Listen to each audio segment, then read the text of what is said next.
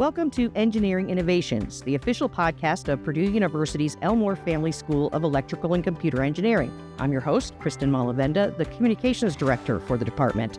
In each episode of Engineering Innovations, I'll sit down with faculty from Purdue ECE to talk about their path to becoming an engineer, focus of their research, and the future of the field.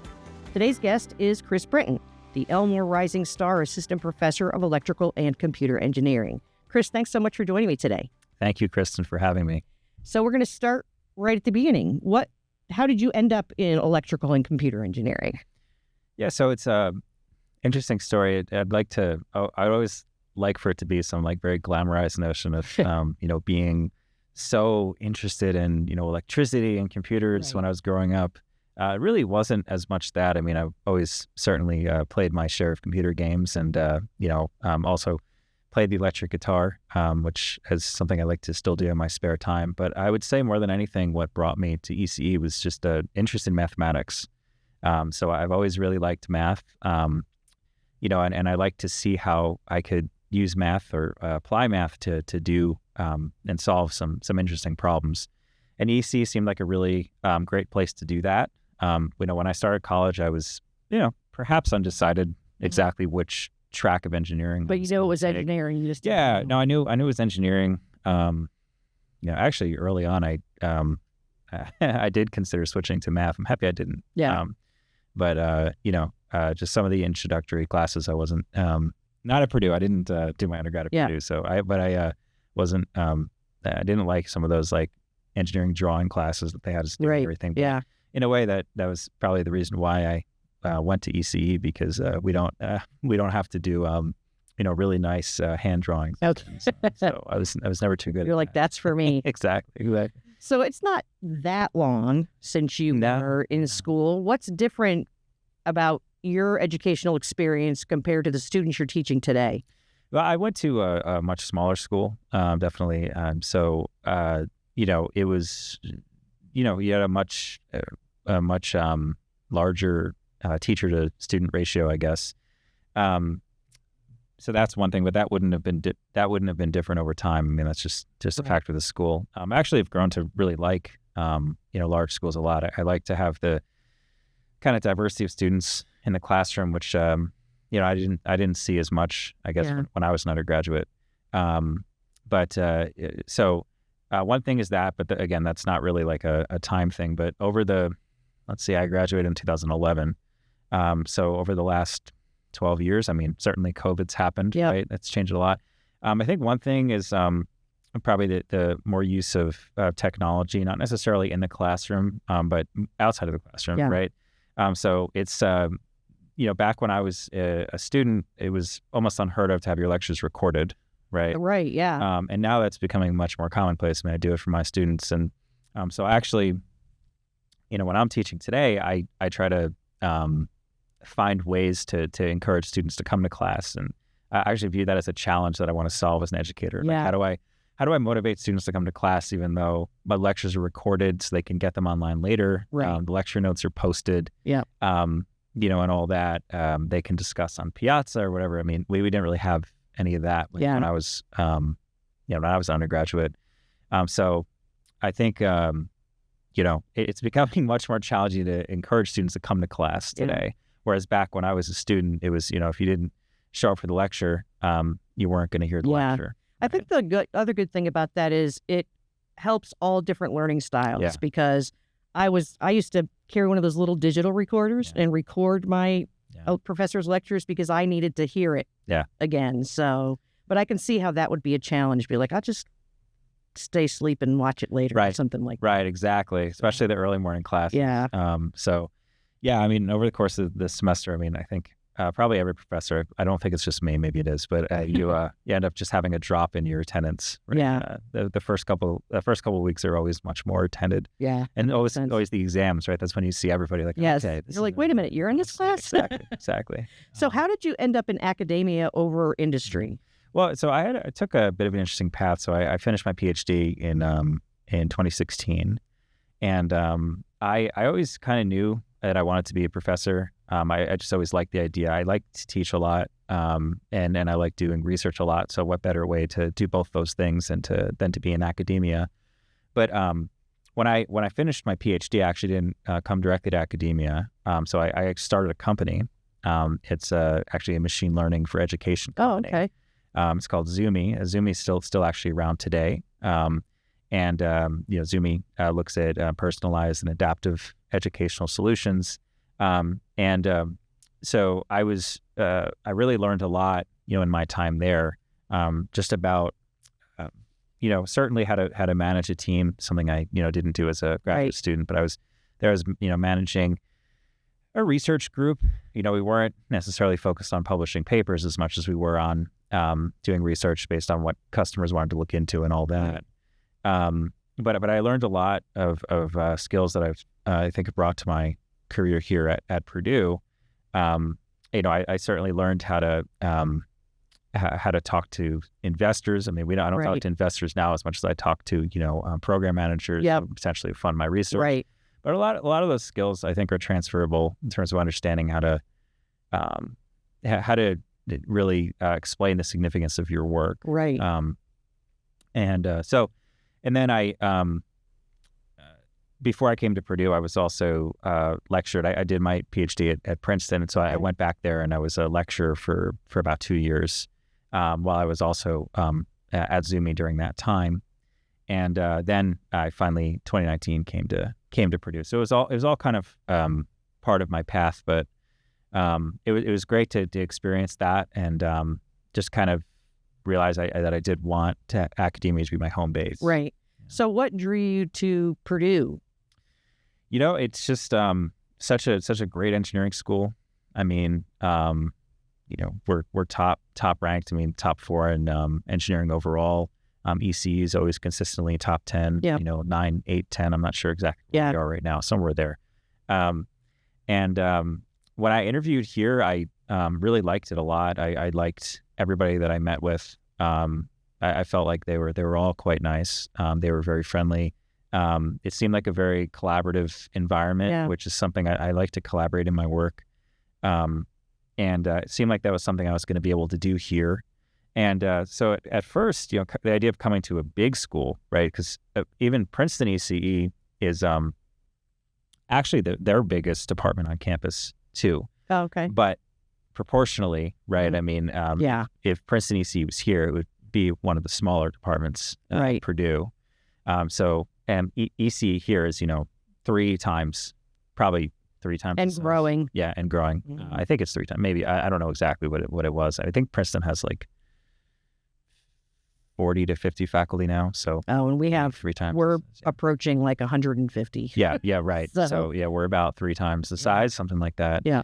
So I was a little intimidated to come to such a big school, but I've found it to be an advantage in many ways because I always get to kind of meet new people. Yeah. I mean, now I think I know everybody's name and all the faculty's names. But that would be amazing. I think I do now. I think if you showed me pictures of everybody, I probably know all their names. Yeah. Now, but it took me till this point. Yeah. And COVID certainly didn't help with that. No, it didn't. I've been here. I think I've been in ECE for 6 years, and I haven't even met some of the faculty because there's just so many that, it's crazy. Yeah. Some of them I haven't even met, but I just would know who they are just based on the work they've done. Right. And sort of the prominence that they've achieved in their field. Yeah. So speaking of research, I know one focus of your research is fog learning. Yeah. That relates to machine learning, what you were talking about. Explain what fog learning means. Sure. And why it's important. Sure, happy to. So, to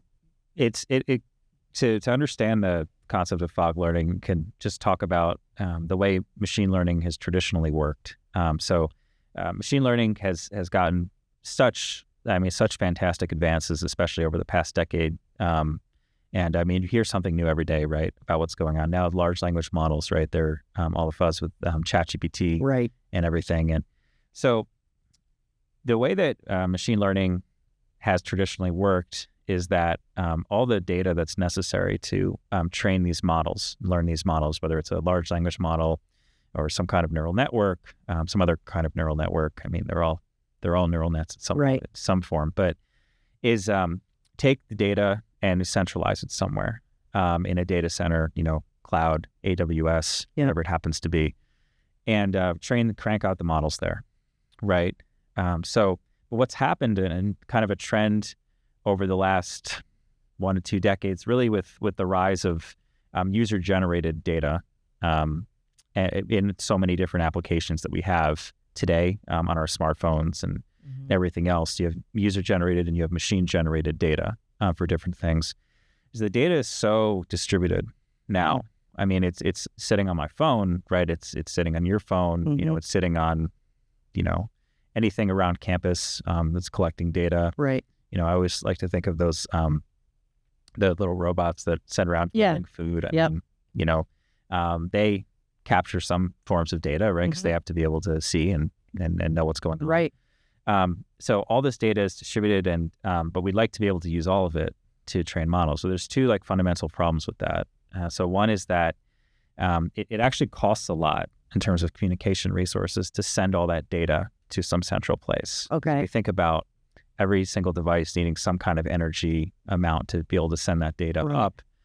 And at the same time, another, in some ways, perhaps even bigger challenge to that is privacy concerns, right? So users don't want to just share their data with anybody. They like to know where it's going, and they like to know who has access to it. I mean, we see all issues all the time with data breaches, security breaches, and so on, password leaks, and everything. So the idea of federated learning is it's not quite fog learning. I'll get to that in a second. Okay. The idea of federated learning is let's get around this problem by letting the devices themselves do the training on their local data sets. Okay. All right. So I'm going to let my phone do the training. I'm going to let the little robot running around campus do the training on whatever local processor it has on its own limited data set. And then instead, what I'm going to use the server for in the data center is to aggregate the models. Okay. So we have all these models being trained. Let's aggregate them, synchronize them back down, keep training, aggregate, synchronize. It's an iterative process, right? That keeps going back and forth. The idea being the models should be significantly smaller than the data itself, and also significantly more privacy preserving than the data itself. So federated learning achieved a lot of popularity, especially Google pioneered it in a way. And there's been so much work on it. I mean, thousands and thousands of papers over the last, maybe not 10 years, but 8 years, 7, 8 years, is this concept. I mean, everything from convergence analysis to experimentation and really trying to bridge that gap between them. But federated learning itself also has many challenges, right? One is the fact that network structures don't often follow this star topology, we call it, where there's a single central server that's connected to all the devices directly. Right.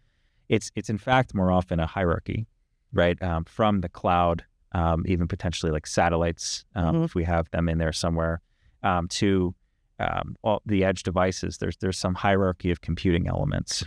And so from my edge device here is probably directly connected to some wireless access point that may go out to, some larger access point. If I'm on a cellular connection, it might be a base station.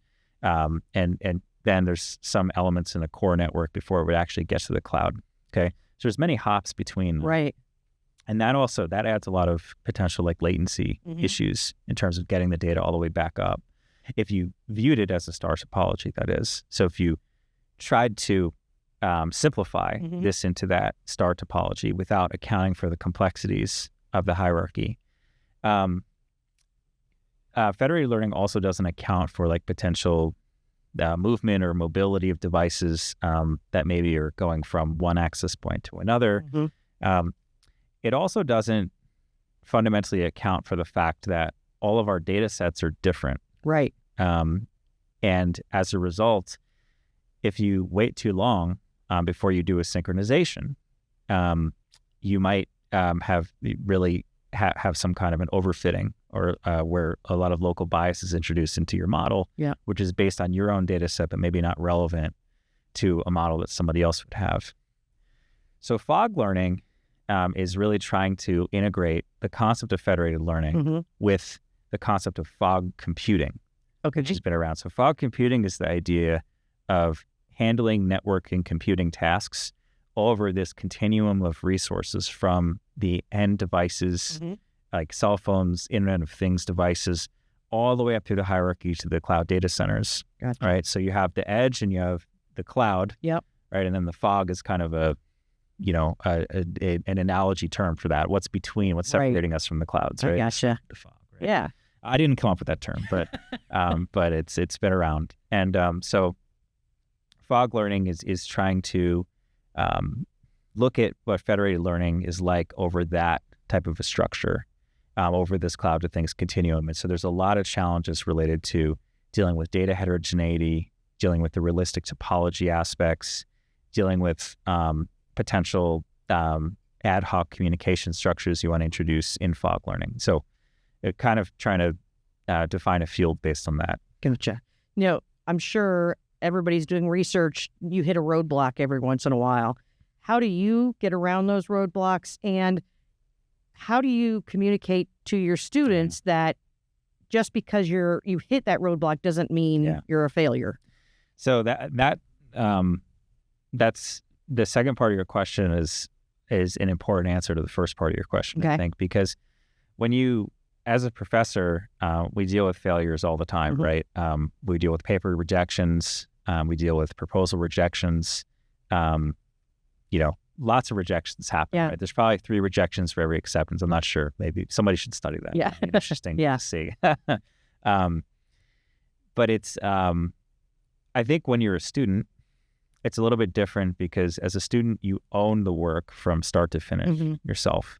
As a professor, you're not owning and leading the research. You're managing and mentoring the research. So any given rejection, thinking of a paper, perhaps hurts a little bit less as a professor because you're not the one owning it. I think, and this would also be a cool thing to study psychologically. Maybe it has been studied. I don't know. Not a psychologist. But, I believe that the proportion of time that you spend working on something is directly proportional to how much pain it will cause you if it ends up getting rejected. That makes sense. I think that it's true. Yeah. Maybe I'm wrong. So if I had I try to spend time with all my students' papers, a lot of time with all of them. But some of them, of course, I have something else going on. So maybe I didn't get as much time to spend, editing this paper as I did with another paper and so on. So to me personally, the ones that hurt more are the ones that I spent more time with from start to finish. But all the student who led it, it's going to hurt for them. Yeah. Right. And it can be extremely demoralizing, not motivating. And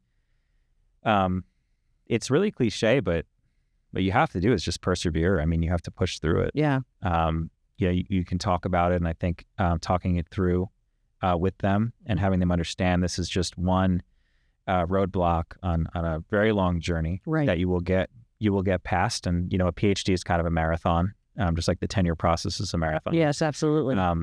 So it's one roadblock that you'll get past, and trying to, I think, help them understand. Let me see how to put this. Whether it was their fault or not their fault that it got rejected. Yeah.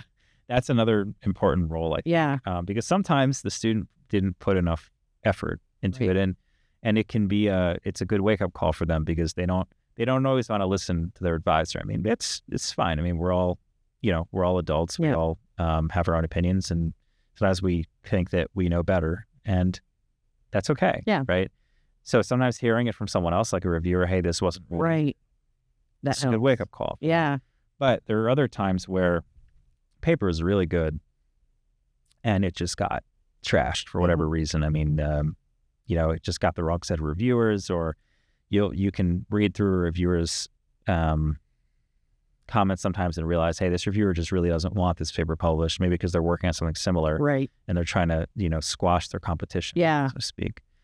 And so helping them understand, never point fingers, but helping them understand that this is all just kind of part of it, and just encouraging them to keep trying. Yeah. And also, I think, give them opportunities. So there are things like beyond even just paper writing that students can get involved with, like that they may become very passionate about one of the projects that you're working on, which produces papers, but maybe some of the engagements with the whether it's an industry or a government sponsor, maybe they're really good at that. Maybe they're really good at preparing presentations and explaining the significance of work. Right. Because that's something you have to do regardless of what career path you choose after. So if they're really good at that, you can expose them to that as well. Yep. It kind of helps them not have all their eggs in one basket necessarily. But yeah, I think you just have to just keep going. Generally, you just have to keep going and also know, like, sometimes you just need to step away a little bit for a day or so. Right. And just say, hey, you know what? I'm going to kind of refocus myself and, maybe, I guess call them a mental health day. Yeah. Take one of those. Yeah. Another thing that's helped me a lot is actually exercise. So whether it's, weightlifting or running, that a lot of times will help me feel better after when I have something like that going on. Get that. And also, I think it's important for them to realize whatever roadblock you hit, you've learned something along the way. But exactly. But I know I communicate mostly with undergrads, and they're so hard on themselves. Yeah. They really expect a lot of themselves and get disappointed if it doesn't work out. Yeah. So when you're looking for students to work on a research project or in your lab or whatever, what qualities do you look for in a student that you say, okay, this person's going to be a good addition? The number one thing to me is motivation and ambition, because I believe that given that the person has some baseline of skills, right, in mathematics and in engineering, specifically electrical engineering or computer engineering, every problem you look at is going to be different in some way. So you're not always starting from scratch, but you have to be able to know how to pick things up as you go. Right. And the only way you're going to be able to do that is if you're not necessarily fully self-motivated, but if you're motivated to take the direction of an advisor. I've worked with students, undergraduate or graduate level, they're extremely smart, extremely smart, but they're not necessarily willing to go pick up something else, right? And maybe they're just not as interested in what it is that I'm working on. Right. So that's probably my number one criteria. My number two criteria is that, they're going to be working on research that I am also interested in and have funding for. Right. Yeah. Because I actually have this problem quite a bit, is that a lot of students want to come work with me and they want to work on core AI and machine learning topics. They want to build the next large language model. Right. They want to, that's probably the newest thing now. I mean, a lot of people want to do that. Right. But I don't really do that. My work is really looking at how to optimize the training and the delivery of these models better. And also how to then take the state of the art in AI and ML and use that to improve communications and networking. But I like for students to have at least some interest in looking at these systems aspects of the problems, right? Because otherwise they may get disappointed. I may not be able to help them as well as some other professors here might be able to. Yeah. So those would probably be my main two things, I would say.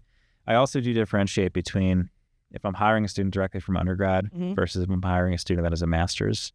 I kind of look for some differences in qualifications. If you're coming from a master's, I'd like to see that you've published some papers already. Yep. Whereas for an undergrad, I mean, expecting that, is maybe not realistic. Right. Though we have some undergrads that do publish. They absolutely do. Good. So since you came to Purdue, I mean, I talk about not knowing all the faculty members. I know you because I'm writing news releases about you all the time. So you received a lot of awards. You've gotten the NSF Career Award, the Office of Natural Resources Young Investigator Program Award, DARPA's Young Faculty Award, Intel's Rising Star Faculty Award, on and on and on. What do these awards mean to you personally, and what does it do for you in terms of continuing and furthering your research?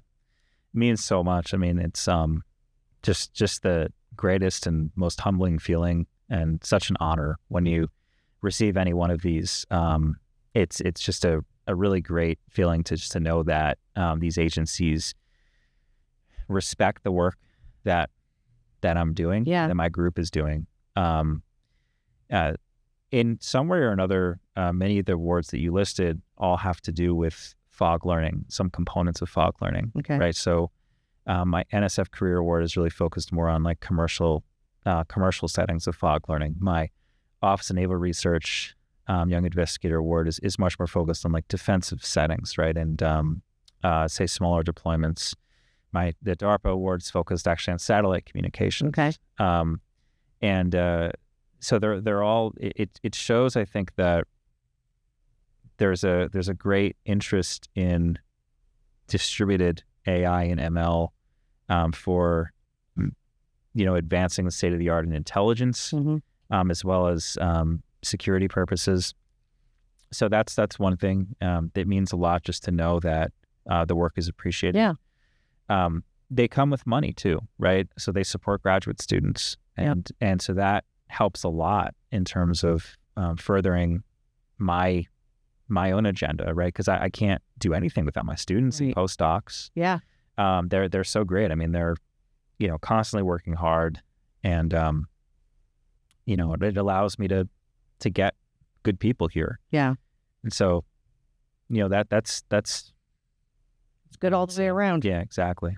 So obviously, from talking to you, you're working quite a bit and on a bunch of different things. So in your little bit of free time that you have, what do you like to do? You mentioned exercising to recharge and get away from it. Well, I have 2 young children. My son Adam is 3, coming on 3.5 now, actually. I have a 4-month-old son, Nate. Okay. And so I like to spend time with them as much as I can, just to watch them grow. Whether it's watching something on TV with them. I mean, Adam's his favorite show for a while, or favorite movie, was WALL-E for a while. Oh, wow. But now he's been watching Shrek, actually. Okay. So I've been also getting my share of Disney movies that I hadn't necessarily seen when I was growing up. So watching them grow is just one of the greatest rewards that you can have, I think, beyond anything that I could do in my professional career. So I like spending time with them. I like spending time with my wife as well. As a family together. So try to have family time. I also am a musician. So I've played guitar for a very long time, since I was, before I was a teenager. Okay. So I'm into all different kinds of music, rock, blues, not so much jazz, actually. People always ask me that. I don't really play jazz music as much, but definitely rock and blues and metal and acoustic and classical and all different forms. I remember when I did a new faculty spotlight on you, and your answer was something about you like math rock. And I had to have my son explain to me, what is math rock? What is math rock? Oh, well, I actually, the reason I say that term is just because there's certain bands that I listen to which are associated with math rock, like Rush, for example. Rush is always one of my favorite bands. It's been for a very long time. My first concert I ever went to, my dad took me when I was 15. He took me to, in close proximity, I can't remember which one was first, a Yes concert and a Rush concert. Wow. Yes is progressive rock. Rush is also progressive rock. I wouldn't call Yes math rock. Maybe you could call them math rock. Yeah.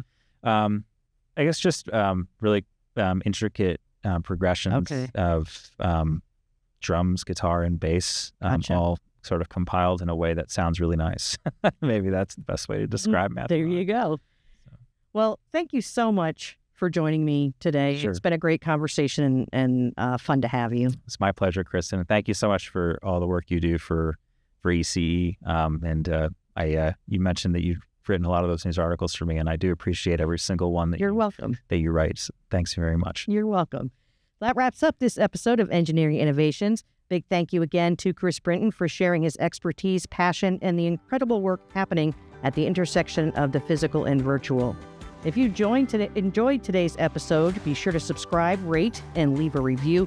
Your feedback helps us bring you more captivating conversations with faculty from Purdue University's Elmore Family School of Electrical and Computer Engineering. To stay updated on upcoming episodes and to learn more about Purdue ECE, you can visit our website, at purdue.edu/ECE. You can follow us on Facebook, X, Instagram, and LinkedIn. I'll put all the links in the show notes for that information, and we'll be back in a month with another episode.